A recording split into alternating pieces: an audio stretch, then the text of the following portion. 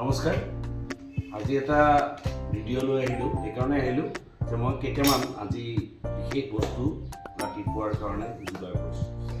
বজাৰলৈ গৈছিলোঁ, বজাৰত পালোঁ এইটো চবেই চিনি পায় পচলা, আৰু এইটো চবেই চিনি পায় কোমোৰা, আৰু এইটো হয়তো বহুতে ধৰিবলৈ অসুবিধা হৈছে। মই অকণমান ধুই লৈছোঁ কাৰণে এনেকৈ পাতবিলাক এনেকুৱা হৈ গৈছে।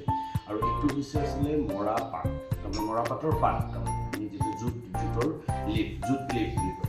এতিয়া আপোনালোকে নিশ্চয় জানে এই তিনিটাৰে ঔষধি গুণ আছে।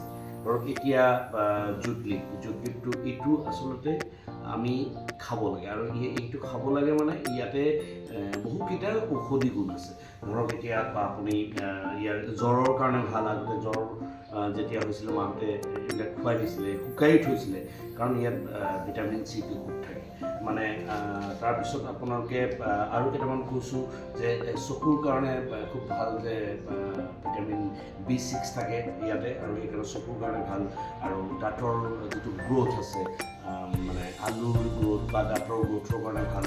তাৰপিছত আৰু ভিটামিন B9 থকাৰ কাৰণে কেঞ্চাৰৰ কাৰণে ভাল বুলি কয়, কেঞ্চাৰ প্ৰটেক্টিভ বুলি কয়।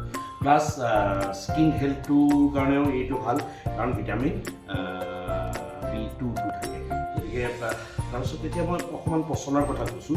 এই পচলাটো আমি প্ৰায়ে খাব লাগে, বিশেষকৈ আমাৰ যিখিনি মানুহ আজিকালি যিটো জীৱন যাত্ৰা, সেই জীৱন যাত্ৰাত আপোনালোকে জানে যে কেনেকুৱা হৈ গৈছে। যাৰ বিশেষকৈ ডায়েবেটিছ যাৰ আছে, বা বিশেষকৈ যাৰ হাই ব্লাড প্ৰেছাৰ আছে, তেওঁলোকে খাব লাগে। আৰু পচলাটোৰ আচলতে ৰস খাব লাগে, পচলাৰ ৰসটো। আৰু পচলাত খুব বেছি ফাইবাৰ থাকে, ইয়াত চুগাৰ নাই, গতিকে এইটো ডায়েবেটিছৰ কাৰণে এটা মহৌষধ।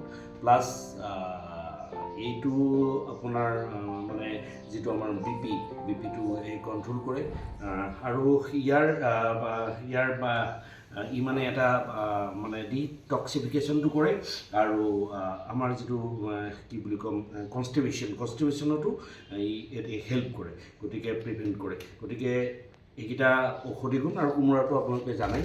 গতিকে এইখিনি কথা, আৰু এইখিনি কথা মই ইণ্টাৰনেট বা বিভিন্ন ঠাইত পঢ়ি পাইছোঁ, আৰু ইয়াৰ গুণাগুণৰ বিষয়ে পাইছোঁ। গতিকে আপোনালোকে ট্ৰাই কৰিব পাৰে, আৰু কেতিয়াবা যদি পাৰে তেতিয়াহ'লে এইবিলাক বস্তু মাজে মাজে খাবলৈ চেষ্টা কৰিব। Thank U.